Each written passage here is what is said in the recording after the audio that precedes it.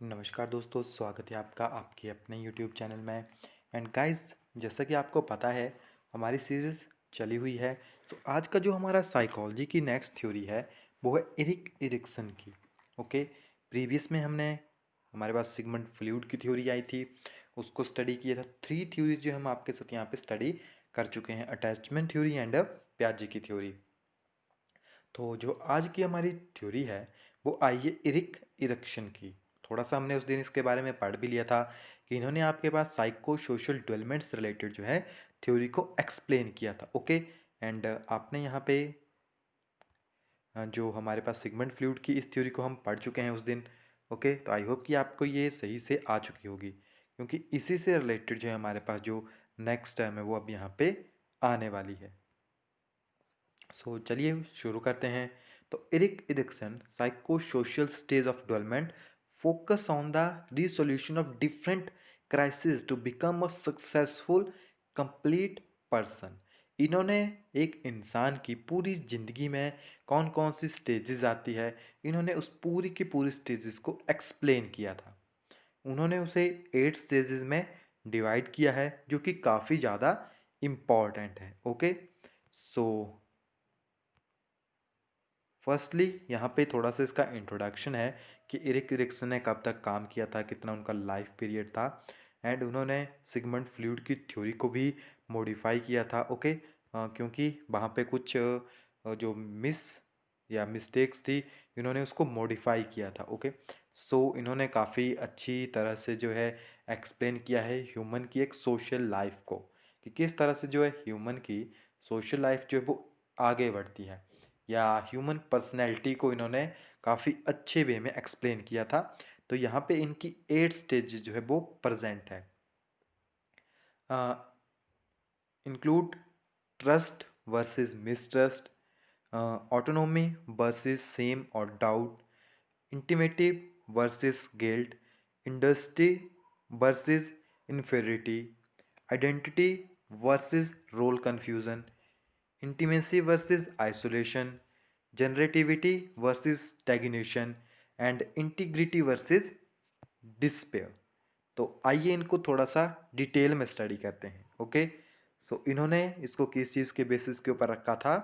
Cultural and survival needs के ऊपर। Okay, PDF आपके पास अवेलेबल है, डिटेल में पढ़ना चाहें तो आप डिटेल में भी इसे पढ़ सकते हैं।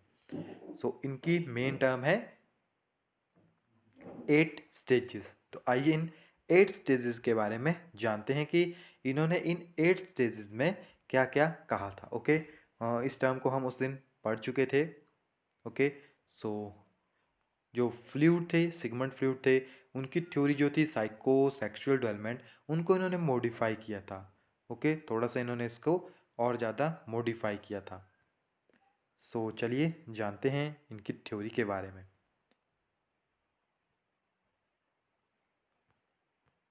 फर्स्ट जो इनकी टर्म हमारे पास आती है वो है ट्रस्ट वर्सेस मिसट्रस्ट। अब ट्रस्ट क्या होता है हमारे पास? विश्वास। अब ये जो स्टेज है आपके पास, ये होती है आपके पास 0 से लेकर, कुछ बुक में आपको 12 तक मिलेगा, कुछ बुक में आपको 18 तक मिलेगा। ओके, आप 12 के साथ भी चल सकते हैं।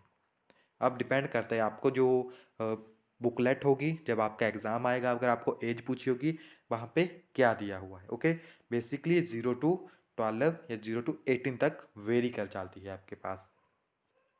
इसमें क्या होता है आपको पता है? एक बच्चा जो है छोटा है अभी, वो अभी इस कंडीशन में नहीं है कि वो खुद कोई चीज़ सीख सके। तो वो कहाँ से सीखता है? उसके जो सर्वाइवल का मेन सोर्स है वो क्या है? अडल्ट्स। वो उनसे ही उनको देखता है, क्योंकि सारा का सारा काम जो है वो उसकी मदर कर रही है, या जो बेबी को संभालने वाला होगा वो कर रहा है। अब बच्चे का ट्रस्ट किस के ऊपर जाता है? जो कि उसका काम कर रहा है। बच्चे को भूख लगती है तो वो ही उसको खाना देता है। हर एक चीज़ बच्चे की वो ही देखता है। बच्चे को कहीं पे चोट ना लग जाए ये भी वो ही देखता है, यानी बच्चे की सेफ्टी हो गई। ये सारी चीज़ें कहाँ पे जाती है? उसी पर्सन के ऊपर जाती है, यानी बच्चा जो है उसके ऊपर क्या कर रहा है? ट्रस्ट कर रहा है। ओके, तो ये आपके पास आती है ट्रस्ट की condition.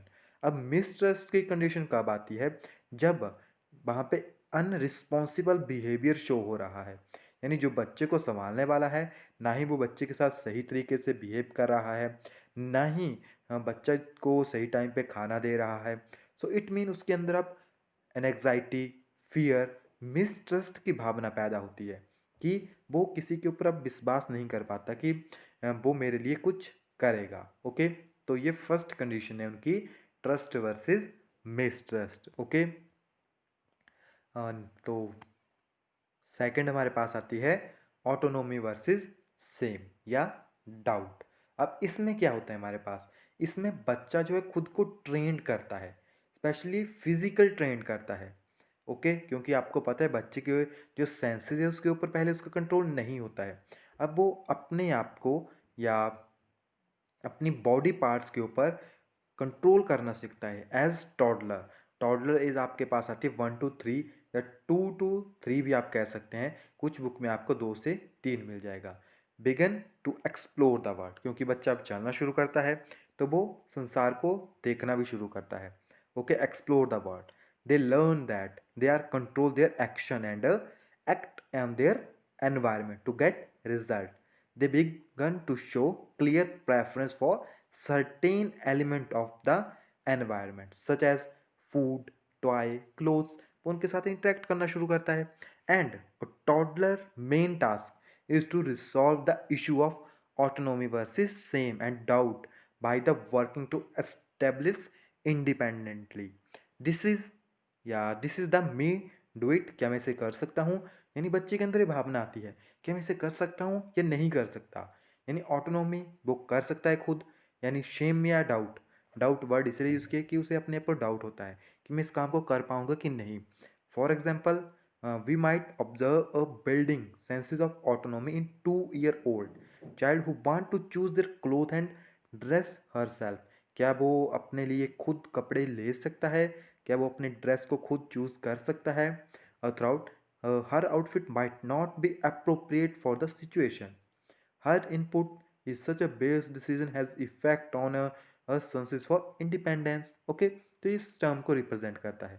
If denied the opportunity to act on her environment, she may begin to doubt her ability.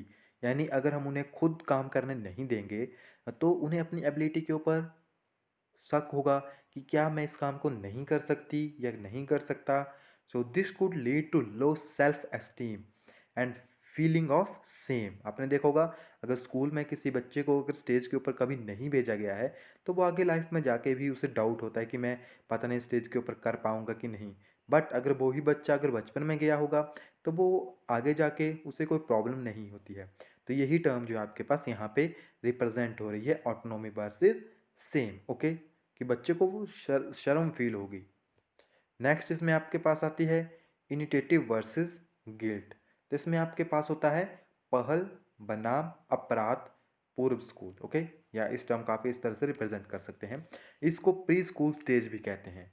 इसकी जो टाइम पीरियड है वो 3 to 6 ईयर के बीच में आता है। And they are capable of initiating activities and asserting control over the world through social interaction. अब बच्चा जो है इस टाइम सोशल इंटरेक्शन करना शुरू करता है। तो एरिक एरिक्सन ने इस स्टेज को नाम दिया है initiative versus guilt. And by learning to plan and achieve goal by interacting with preschool children can master his task. यानी अब बच्चा क्या करता है, खुद काम करना शुरू करता है, दुनिया को एक्सप्लोर करना शुरू करता है। इस टाइम उसकी सेंसेस में एम्बिशंस, उसके जो भी सपने होंगे, रिस्पॉन्सिबिलिटी उसके अंदर आती है। Occur when parents allow to child to explore within limit and they support the children choice. यानी अगर ये तभी होगा जब एम्बिशन रिस्पॉन्सिबिलिटी बच्चे के ऊपर तभी आएगी जब उसके पेरेंट्स उसको थोड़ा सा लिमिट में रखेंगे एंड उसको सपोर्ट करेंगे। They children will develop self confidence and feel a sense of purpose. who those who unsuccessful at this stage with their initiative misfiring or stimulated by over controlling parent may develop feeling of guilt। And अगर इसी stage में बच्चे को सही तरीके से रखा नहीं गया तो उसके अंदर गिल्ट की भावना पैदा हो जाएगी। तो ये आपके पास इनिशिएटिव वर्सेस गिल्ट की जो थ्योरी थी उसको एक्सप्लेन किया था एरिक एरिक्सन ने। नेक्स्ट हमारे पास टर्म आती है इंडस्ट्री वर्सेस इन्फ्योरिटी। अब इंडस्ट्रियल वर्सेस इन्फ्योरिटी किस चीज़ को रिप्रेजेंट करती है? उद्योग बनाम हीनता की भावना। अब इसमें क्या है आइए जानते हैं। ये आपके पास एलिमेंट्री स्कूल स्टेज में आती है। इसकी एज याद रखिएगा 6 to 12।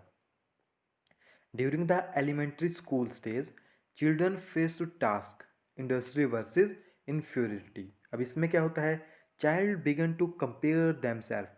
अब बच्चा जो है अपने आप को अपने पीयर के साथ कंपेयर करना शुरू करता है।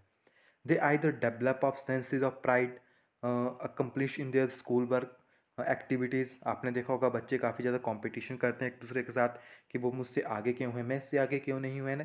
And become they feel that they does not major up. और समटाइम आपको पता है कि सभी की क्वालिटीज़ अलग है, सभी की मेजरमेंट अलग है। If children does not learn to get along with other और हैव नेगेटिव एक्सपीरियंस, अगर बच्चा उनके बराबर नहीं सीख पाया, उसको कम नंबर आए, तो क्या होगा, उसके अंदर एक हीनता की भावना पैदा होती है। That is called inferiority. Okay, तो ये क्वेश्चन एग्जाम में आया है कि हीनता की भावना कौन से स्टेज में पैदा होती है।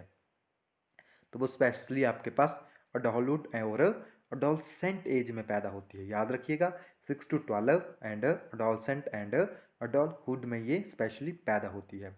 फिफ्थ जो उनकी स्टेज थी वो थी आइडेंटिटी वर्सेस रोल कन्फ्यूज़न। अब बच्चा यहाँ पे जानना चाहता है कि मैं हूँ कौन आखिरकार।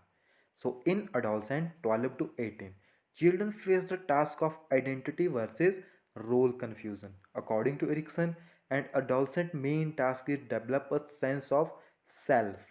adolescent में मेन क्या होता है, वो अपनी आइडेंटिटी को यानी अपनी सेंसेस को जानने की कोशिश करता है। adolescent struggle with the question। जब बच्चा adolescent एज में होता है तो वो सबसे पहले इस क्वेश्चन को जानता है कि who am I and what do I want to do with my life, कि मैं कौन हूँ और मैं अपनी लाइफ के साथ क्या करना चाहता हूँ। Along the way most adolescent try on many different slaves we to see with one fit. They explore various roles and ideas, sets, goals, attempt to discover their adult slaves। यानी वो काफ़ी different different अपने goals choose करते हैं और उनको try करते हैं कि वो उनको अटैम्प्ट कर सकें या उनको वो हासिल कर सकें। Adolescents who are successful at this stage have strong senses of identity। जिसमें सफल होते हैं उनको आइडेंटिटी जो है बन जाती है या उनका नाम हो जाता है and are able to remain true to their beliefs, कि जो उन्होंने सोचा था वो उन्होंने कर दिया। अब कुछ को इसमें प्रॉब्लम फेस होती है जो कि इनको नहीं कर पाते हैं, तो उनके अंदर किस तरह की भावना आती है, उस भावना को कहते हैं इन्फीरियरिटी। ओके, तो ये उनकी यहाँ पे टर्म थी। And a teenage who struggle to adopt a position role with like struggle to find themselves as a adult। Okay, तो ये कुछ टर्म्स हैं, बेसिकली मैं आपको अंडरस्टैंड करवाने के लिए इनको यहाँ पे थोड़ा बहुत रीड भी कर रहा हूँ। नेक्स्ट हमारे पास इंटीमेंसी वर्सेस आइसोलेशन। ओके, तो ये आपके पास क्या है, ये स्पेशली यंग अडल्टहुड में आपके पास आती है। ओके, जो आपके पास अपर स्टेज थी वो अडोलसेंट में थी, या आपके पास अडल्टहुड में आएगी। इंटीमेंसी वर्सेस आइसोलेशन यानी प्यार, अंतरांगन बनाम अलगबा। ओके, या आइसोलेशन मीन यानी अलग रहना। सो ये स्टेज आपके पास 20 से 40 के बीच में आती है। आपने देखा होगा ये स्टेज काफ़ी क्रूशियल स्टेज होती है हर एक के पर्सन के लिए। इंटीमेंसी वर्सेस इंटीमेंसी मीन्स प्यार, लगाव, यानी इस टाइम क्या होता है, जो अडॉल है या अडॉलहुड स्टेज है, इसमें कोई भी पर्सन जो है वो शेयर अपनी लाइफ को किसी दूसरे के साथ शेयर करने की कोशिश करता है, यानी वो रिलेशन बनाने की कोशिश करता है। जैसे आपको पता है मैरिज होती है, चाहे उसके जो भी वाइफ हो गई या उसका किसी अदर के साथ कोई रिलेशन हो गया, फ्रेंड्स का रिलेशन हो गया, वो एक अच्छा रिलेशन बनाने की कोशिश करता है।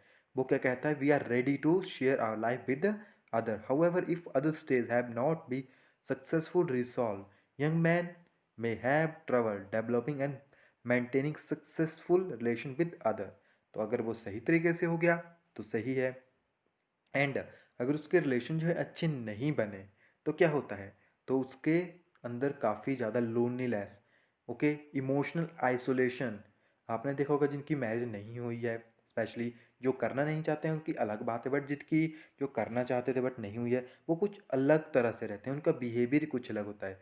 So adult who does not develop a positive self concept in adolescent may experience feeling loneliness and emotional isolation. Okay, and next हमारे पास आती है जनरेटिविटी वर्सेस स्टेगनेशन. अब इसमें क्या है हमारे पास, तो ये आपके पास स्पेशली 40 से 60 के बीच में आती है. ओके, तो इसमें क्या होता है, when people reach their 40th and they enter to time that is called middle adulthood. Okay, 60 तक होता है इसको. इसमें social task of middle adulthood is generativity versus stagnation.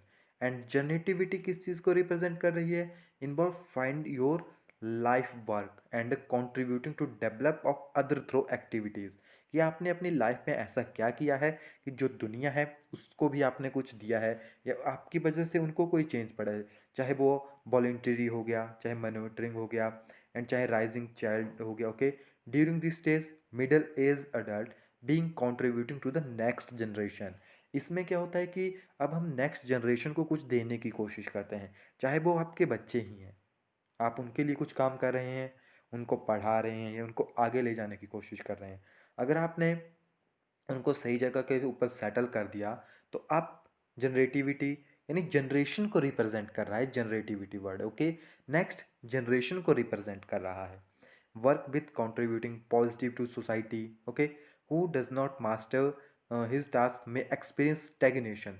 अब स्टेगनेशन वर्ड कहाँ पे यूज़ होता है, जब हम अगली जनरेशन के लिए कुछ नहीं कर पाते हैं, यानी हम उनके लिए कोई भी मीनिंगफुल टास्क कंप्लीट नहीं कर पाए हैं. ओके, नेक्स्ट हमारे पास टर्म आती है इंटीग्रिटी वर्सेस डिस्पेयर. अब इंटीग्रिटी वर्सेस डिस्पेयर टर्म जो है आपके पास 60 से लेकर आपकी डेथ तक चलती है. अब इसमें क्या होता है हमारे पास, Erikson task at the stage is called integrity versus despair. He said that people in later childhood reflect on their lives and feel either a sensation of stagnification.